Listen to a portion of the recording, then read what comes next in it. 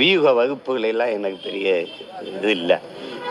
இந்த நாட்டை சிறப்புற ஆட்சி செய்த எங்கள் முன்னோர்கள் எல்லாம் அப்படி வியூக வகுப்பில் பிறகு எங்கள் தாத்தா பெருந்தலைவர் காமராஜரோ அல்லது பேரறிஞர் அண்ணா போன்ற பெருந்தகைகளோ, அதுக்கு முன்னாடி இருந்த குமாரசாமி, நம்ம தாத்தாக்கள், நம்ம தாத்தா ஓமந்து ராமசாமி ரெட்டியார், இவங்கெல்லாம் இப்படி வியூக வகுப்பாளர்களை வச்சுக்கிட்டு என் நாடு, என் மக்கள், என் நிலம், என் காடு, என் மலை, இதில் எதை எப்படி செஞ்சால் சரி வரும்னு தெரியாத நான் அப்புறம் இந்த வேலைக்கு ஏன் வரணும் சொல்லுங்க, நீங்கள் சொல்லுங்கள்.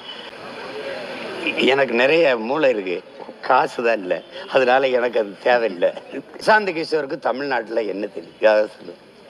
எத்தனை ஆறு, எத்தனை ஏரி, எத்தனை குளம், எத்தனை சமூக மக்கள், அந்தந்த சமூக மக்களுக்கு இருக்கிற பிரச்சனை என்ன?